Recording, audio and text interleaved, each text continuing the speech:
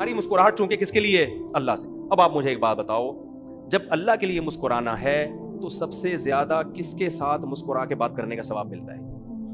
ماں. کیونکہ نبی صلی اللہ علیہ وسلم کی صحیح حدیث, سب سے زیادہ اچھے اخلاق کا مستحق کون ہے؟ تمہاری ماں. صحابی نے پوچھا, اس کے بعد فرمایا پھر ماں.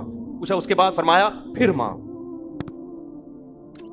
سمجھ رہے ہو؟ تو لہذا آپ چاہتے ہو کہ تھوڑی دیر کی مسکراہٹ ہو اور آپ کے میزان کا ترازو, اس ایک نیکی کا وزن اتنا ہو کہ وہ جھک جائے, تو سب سے زیادہ مسکراہٹیں کس کے سامنے بکھیرنی ہے؟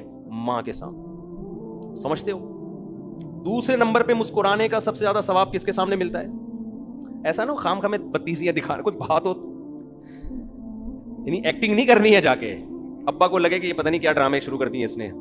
مطلب یہ کہ میٹھے لہجے میں ایسا ایٹیٹیوڈ ہو, ایسا لب و لہجہ, ذرا بھی سختی نہ ہو بات چیت کے انداز میں. تو اگر آپ کی مسکراہٹ اللہ کے لیے ہے تو دوسرے نمبر پہ آپ سب سے زیادہ کس کے سامنے مسکرا کے بات کریں گے؟ ابا کے سامنے. اب سوال پیدا ہوتے ہیں تیسرے نمبر پہ, کیونکہ مسکرانا صدقہ ہے نا. مسکرانا کیا ہے؟ صدقہ. حدیث میں آتا ہے افضل الصدقۃ ما تجعل فی امرأتک, سب سے بہتر صدقہ وہ ہے جو تم اپنی بیوی پہ خرچ کرتے.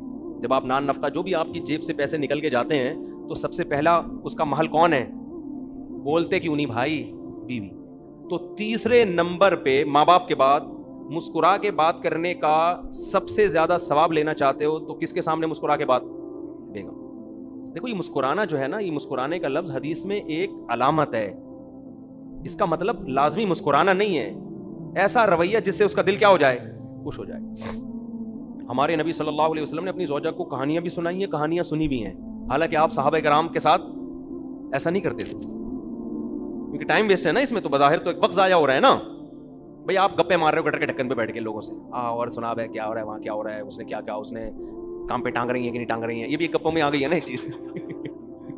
یہ سب گپ شپ میں آ گئی ہے نا چیز. ابے اس نے میم بنائی ہے, دیکھی تو نے, اور کیا میم بنائی ہے؟ وہ ایک خاتون جو ہے نا, اس نے کپڑوں پہ کہاں پہ لکھا ہوا تھا اور تار پہ ٹانگ رہی تھی. انہوں نے کہا کہاں پہ ٹانگ رہی ہوں, کوئی غلط بات نہیں ہے, تو میمز آ رہی ہیں, یہ گپیں چلتی ہیں آپس میں.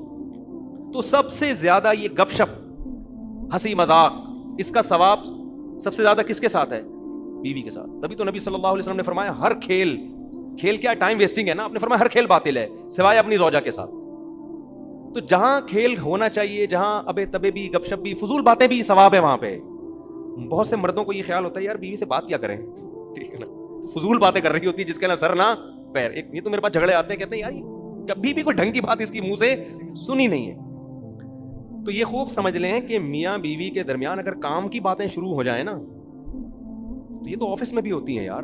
آفس میں کوئی آپ کا ملازم آئے, سر کام پہ ٹانگ رہی ہیں, سنا آپ نے بلاول بھٹو نے کیسی تقریر کی, کام پہ ٹانگ رہی ہیں, اور آپ نے میم دیکھی, آپ بولے گا تو تجھے جو کام کے لیے بھیجا تھا میں نے, تو وہ مجھے فائل دکھا, وہ کام تو نے کیا کہ نہیں کیا, کام پہ ٹانگ رہی ہے, یہ کر رہا ہے, وہ کر رہا ہے, یہ دفتر ہے, تیرے ماموں کا گھر تھوڑی ہے. یہی کہو گے نا اس کو. کیا خیال ہے بھائی؟ اس سے کام کی بات ہوگی, ٹو دا پوائنٹ بات ہوگی. ملازمین کے ساتھ ٹو دا پوائنٹ بات ہوتی ہے. آدمی دفتر میں باس کے ساتھ ٹو دا پوائنٹ, سر یہ آپ نے کام دیا تھا, یہ ہو چکا ہے, تھوڑا سا رہ گیا, سر میں گھر جانا چاہتا ہوں, آج اگر آپ 10 منٹ پہلے چھٹی مل جائے مجھے. ٹو دا پوائنٹ بات ہوتی ہے. جہاں دل بہلانا ہوتا ہے وہ دوست ہوتے ہیں, ان میں آدمی ٹو دا پوائنٹ باتیں, اس میں ہنسی مذاق گپ شپ. تو بیوی بھی جو ہے کام کی باتیں تو ٹھیک ہے, وہ تو کرتے ہی ہیں سب. تو بیگم کے ساتھ تو شریعت کا حکم ہے کہ فضول باتیں کرو بیٹھ کے, سمجھ رہے ہو نا. وہاں باتیں ہی کیا ہیں؟ باتیں ہی مقصود ہیں. گھر والوں کو ٹائم, اچھا اس میں خواتین بھی تھوڑی سی نا غلو کرتی ہیں. بعض بندے گھنٹوں گھنٹوں بیٹھ کے بیوی کو ٹائم دے رہے ہوتے ہیں, باتیں کر رہے ہوتے ہیں, مگر بعض خواتین جو بیان نہیں سن رہی وہ پھر بھی شکایت رہتی ہیں کہ ہمارے میاں ہمیں ٹائم. کچھ بعض خواتین کا مزاج ہوتا ہے یہ کہ وہ بندہ آدھا ہو جاتا ہے, پگھل کے ختم ہو جاتا ہے, لیکن ان کو یہی شکایت ہوتی ہے کہ ہمیں ٹائم. اصل میں وہ یہ دیکھ رہی ہوتی ہیں آفس کو اتنا ٹائم دیا, دکان کو اتنا ٹائم دیا. بھائی وہ تو بزنس ہے نا, وہ تو 8-8 گھنٹے وہاں لگانے پڑیں گے اس کو. یہ تھوڑی کہ تمہارے پاس 8 گھنٹے کے لیے آ کے بیٹھ جائے گا, وہ تو کسی کام کا نہیں رہے گا.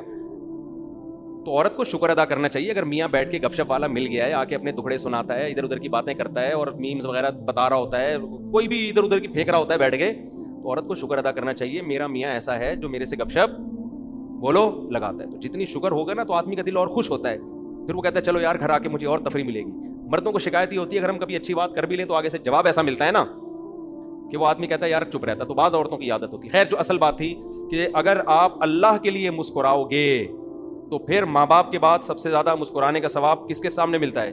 بیوی کے ساتھ. ہمارے نبی صلی اللہ علیہ وسلم حضرت عائشہ رضی اللہ تعالیٰ عنہ فرماتی ہیں گھر میں ہمیشہ مسکراتے ہوئے چہرے کے ساتھ آتے تھے. کیسی زبردست بات ہے یار.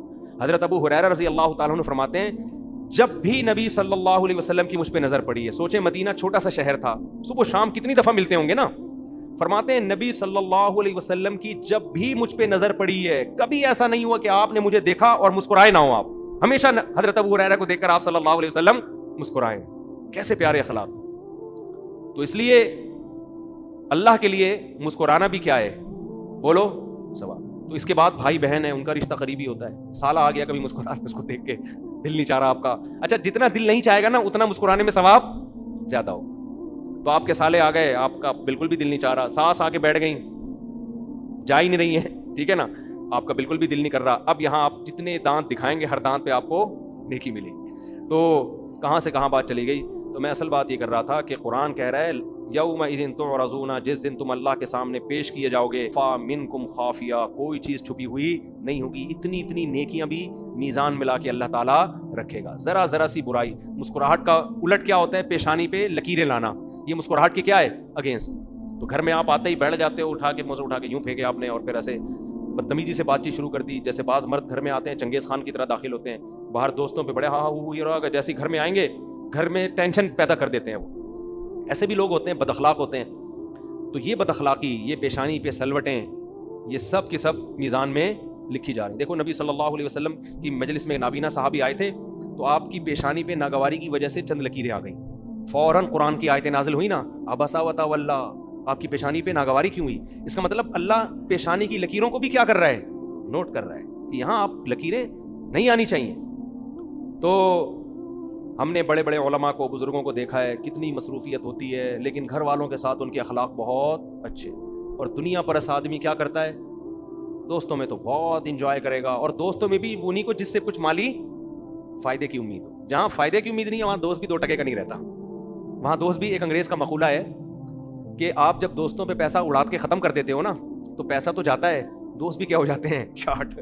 جنہی دوستوں کو کھلا کے اڑائی ہیں نا دعوتیں, تو آپ یہ سمجھتے ہو ان سے دوستی مضبوط ہو رہی ہے, تو پیسہ بھی گیا اور دوستی بھی گئی. سمجھتے ہو گے نہیں سمجھتے. کھلاؤ, یہ بھی کس کے لیے, اللہ کے لیے. تو اتنا کھلاؤ جتنا اللہ خوش ہو رہا ہے. تو اللہ اتنا ہی کھلانے میں خوش ہوتا ہے کہ بیوی بچوں کا حق اس میں ضائع نہ ہو. اتنا کھلا دیا کہ ان کو مرنے کے بعد پاؤں میں چپل بھی نہیں ہے پہننے کے لیے, اس کھلانے پہ اللہ خوش نہیں ہوتا. اللہ تعالیٰ سمجھ